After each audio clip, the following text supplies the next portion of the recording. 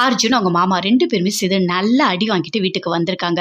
வந்த உடனே உப்பு ஒத்தரம் குடுக்குறாங்க. அவங்க அம்மா, அக்கா 2 பேருமே சேர்ந்து உப்பு ஒத்தரம் குடுத்துக்கிட்டே திட்டுறாங்க. "என்னடா டேய் இப்படி அடி வாங்கிட்டு வந்திருக்கியாடா?" அப்படின்னு சொல்லிட்டு அவங்க அம்மா கேட்குறாங்க. "என்னம்மா பண்றது? அவன் நல்லா கட்டையில போட்டு செம்ம அடி அடிச்சுட்டாம்மா. அதுவும் உண்மைய சொல்லு சொல்லுன்னு அடிச்சாம்மா.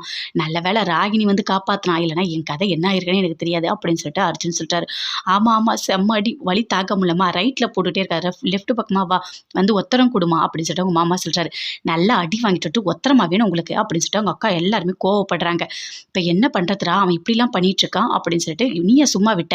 நல்லா கேஸ் குடுத்து அவன தூக்கி உள்ள போட வேண்டியது தானே." அப்படின்னு சொல்லிட்டு அர்ஜுனோட அக்கா சொல்றாங்க. "ராகினி கேஸ் குடுக்கலான்னு தான் சொன்னா. நான் தான் வேணான்னு சொல்லிட்டேன். பாவம் பார்த்து விட்டுட்டேன்." அப்படின்னு சொல்லிட்டு அர்ஜுன் சொல்லிட்டு இருக்காரு. அதுக்குள்ள ராகினி வராங்க. வந்த உடனே கேட்கறாங்க.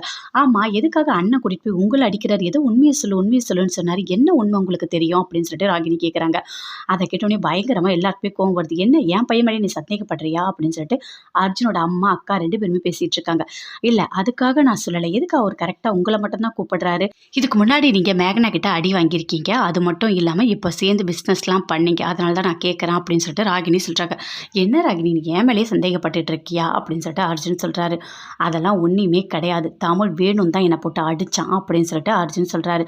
அங்கருந்து ராகினி பயங்கர கோவமா உள்ள போயிட்டாங்க. அப்ப அவங்க அம்மாவும், அக்கா 2 பேருமே சேர்ந்து கேட்கறாங்க. "என்னடா ராகினி உன் மேலயே கோவப்படுறா?" அப்படின்னு சொல்லிட்டு, "உன் மேலயே சந்தேகம் வரப்படுறா?" அப்படின்னு சொல்லிட்டு கேட்குறாங்க.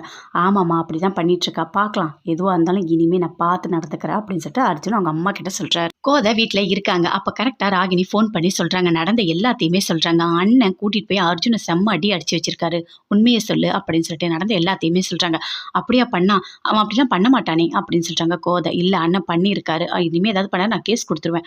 அப்படின்னு சொல்லிட்டு ஃபோன கட் பண்ணிட்டாங்க. அடிஷன் கேட்குறாரு. "என்னம்மா ஆச்சு?" அப்படின்னு சொல்லிட்டு நடந்த எல்லாத்தையுமே கோதை சொல்றாங்க. அப்ப கரெக்ட்டா தமிழ் நம்மச்சான் 2 பேருமே வீட்டுக்கு வராங்க. வந்த உடனே சொல்றாங்க. "ஏன்டா அவன கூட்டிட்டு போய் அடிச்சிருக்க?" அப்படின்னு சொல்லிட்டு கோதை கேட்குறாங்க. "அவன் என்ன தப்பு பண்ணான்? அவன் தாம்மா எல்லாமே பண்ணி வச்சிருக்கான். அது மட்டும் இல்ல, சரஸ்வதி ஜெயில்ல இருக்கும்போது எவ்ளோ கொடுமைப்படுத்த சொல்லியிருக்கான் தெரியுமா? அந்த வார்டனுக்கு பணம்லாம் குடுத்துருக்காமா." அப்படின்னு சொல்லிட்டு நமச்சிவாயம் சொல்றான். "ஐய்யய்யோ! மாசமா இருக்க பொண்ணுக்கு இப்படிலாம் பண்ணிட்டு இருக்கானா? கடவுளே! அவனுக்கு நல்லதே நடக்காது." அப்படின்னு கோதை சொல்லிட்டு இருக்காங்க. பயங்கரமா ஃபீல் பண்ணி திட்டிட்டு இருக்காரு நடேஷன். "அந்த பொண்ணு என்னடா பண்ணுச்சு அவன? ஏன்டா இப்படிலாம் பண்ணிட்டு இருக்கான் அவன்? அவன் திமிரு அடங்கவே அடங்காது.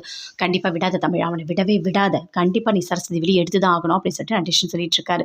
அதுக்குள்ள கார்த்திக் வராரு. வந்த உடனே கேட்கறாரு. "அண்ணா கம்பெனில கொஞ்சம் பிரச்சனையா இருக்குண்ணே. இத பாருண்ணே." அப்படின்னு சொல்லிட்டு, "இங்க பாரு கார்த்திக் நல்லா தெரிஞ்சுக்கோ. கம்பெனி கிட்டயே நான் வரத்தா இல்ல. நான் எதுவுமே என்கிட்ட நீ கேட்காத. எல்லா முடிவும் நீயே எடுத்துக்கோ. தயவு செய்து என்ன விட்டுடு. எனக்கு சரஸ்வதி வெளிய வர வரைக்கும் வேற எந்த எண்ணமும் ஓடாது." அப்படின்னு சொல்றாரு. "சரி விட்டுருங்க." அப்படின்னு சொல்லிட்டு வசுவும் சொல்றாங்க.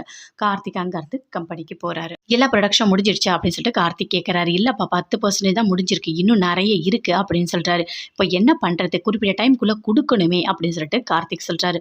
"எதுவா இருந்தாலும் தமிழ்கிட்ட ஒரு வார்த்தை கேளுப்பா." அப்படின்னு சொல்றாங்க அங்க இருக்க தொழிலாளர்கள்லாம். "இல்ல அண்ணன் எல்லா முடிவும் என்ன தான் எடுக்க சொல்லியிருக்காரு.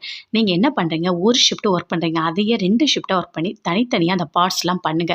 அப்பதான் கரெக்ட்டான டைம்க்கு நம்ம டெலிவரி பண்ண முடியும்." அப்படின்னு சொல்லிட்டு கார்த்திக் சொல்றாரு. "இல்லப்பா இப்படி ஒர்க் பண்றது எதுவா இருந்தாலும் ஒரு வாட்டி தமிழ்கிட்ட கேட்டுட்டு பண்ணலாம்ப்பா." அப்படின்னு சொல்லிட்டு தொழிலாளர்கள் சொல்றாங்க. "இல்ல, இல்ல பரவால்ல. எல்லாமே நான் சொல்றது தான் நடக்கும். நீங்க பண்ணுங்க." அப்படின்னு சொல்லிட்டு கார்த்திக் சொல்றாரு. தமிழ், நமச்சிவாயம் 2 பேருமே சேர்ந்து போலீஸ் ஸ்டேஷன் போறாங்க. போயிட்டு அங்க சொல்றாங்க. "எதுக்காக தமிழ் அவன போட்டு அடிச்சீங்க?" அப்படின்னு சொல்லிட்டு போலீஸ் கேட்கறாங்க. "இல்ல அவன் மேல தப்பு இருக்கு." "சரி இப்ப எனக்கு தோணுது கண்டிப்பா அவங்க மாமா எந்த தப்பும் பண்ணலன்ட்டு. ஏதோ ஆள் வச்சு தான் பண்ணியிருக்க மாதிரி எனக்கு தோணுது." அப்படின்னு சொல்லிட்டு தமிழ் சொல்றாரு. "அப்படியாப்பா என்ன நினைக்கிற நீ?" அப்படின்னு சொல்லிட்டு போலீஸ் கேட்கறாங்க. "இல்ல அவங்க மாமா கலிவர்தன் மேல தான் எனக்கு ஒரு டவுட் இருக்கு. ஏன்னா அவர் தான் கூடயே இருந்தாரு. எல்லாமே அவர் தான் பண்ணியிருக்காரு. அப்ப கண்டிப்பா அவரோட வேலையா தான் இது இருக்கும்." அப்படின்னு சொல்லிட்டு தமிழ் சொல்றாரு. அதுக்கு போலீஸ் சொல்றாங்க. "என்னப்பா அவர் மேல சந்தேகப்படுற? சம்பவம் நடந்த அன்னைக்கு அவர் ஊர்லயே இல்ல. வெளியூர்ல இருந்தாருன்னு சொல்லியிருக்காரு. அவர்கிட்ட போய் எப்படிப்பா விசாரிக்க முடியும்?" அப்படின்னு சொல்லிட்டு போலீஸ் சொல்றாங்க. "அவர் எல்லாமே பிளான் பண்ணி தான் பண்ணியிருக்காரு. கண்டிப்பா அந்த கலிவர்னும் அவங்க பையன் 2 பேரும் புடிச்சா எல்லா உண்மையும் எனக்கு தெரியும்னு தோணுது." அப்படின்னு சொல்லிட்டு தமிழ் போலீஸ் கிட்ட சொல்றாங்க. "சரிப்பா நீ சொல்லியிருக்க. நான் அதே மாதிரி விசாரிக்கிறேன். அவங்க 2 பேர்கிட்ட என்ன தப்பு இருக்குன்னு நான் கண்டுபிடிக்கிறேன்." அப்படின்னு சொல்லிட்டு தமிழ் சொல்றாரு. "கொஞ்சம் சீக்கிரம் பண்ணுங்க. சரஸ்வதி உள்ள இருக்கிறது ஒரு நிமிஷமும் கஷ்டம் தான். அவ அங்க நரக வேதனை தான் அனுபவிச்சுட்டு இருக்கா." அப்படின்னு சொல்லிட்டு தமிழ் சொல்றாரு. "எனக்கும் புரியுதுப்பா. எல்லாமே எனக்கும் தெரியுது. கண்டிப்பா நான் வந்து சீக்கிரமா ஆக்ஷன் எடுக்கிறேன்." அப்படின்னு சொல்லிட்டு போலீஸ் சொல்றாங்க. அர்ஜுன் அவங்க மாமா 2 பேருமே சேர்ந்து பேசிட்டு இருக்காங்க. "பாருப்பா எவ்ளோ அடி அடிச்சுட்டான். என்னால தாங்கவே முடியலப்பா." அப்படின்னு சொல்லிட்டு அவங்க மாமா அர்ஜுன் கிட்ட சொல்லிட்டு இருக்காரு. அதுக்கு அர்ஜுன் சொல்றாரு. "இதுக்கு ஒரு வழி இருக்கு. அந்த தமிழ நம்ம கஷ்டப்படுத்தணும். அவன நிம்மதியாவே இருக்க விடக்கூடாது. அப்பனா ஜெயில்ல இருக்க சரஸ்வதிய இன்னும் அதிகமா கொடுமைப்படுத்தணும். அங்க கொடுமைப்படுத்தினா இவனுக்கு இங்க ரத்த கண்ணீரே வரும். அதுதான் கரெக்ட்டா கரெக்டான வழி அந்த சரஸ்வதிக்கு இருக்குது அப்படின்னு சொல்லிட்டு அர்ஜுன் சொல்கிறாரு. என்னையா போட்டு அடித்தான், வச்சு செய்கிறேன் அப்படின்னு சொல்லிட்டு அர்ஜுன் சொல்கிறாரு. கரெக்டுப்பா, நீ சொல்கிறது எல்லாமே கரெக்டு. அந்த சரஸ்வதி விடவே விடாதப்பா, அந்த தமிழ் ரொம்ப கஷ்டப்படணும், ஏதாச்சும் பண்ணுப்பா அப்படின்னு சொல்லிட்டு அவங்க மாமா அர்ஜுன் கிட்ட சொல்கிறாரு.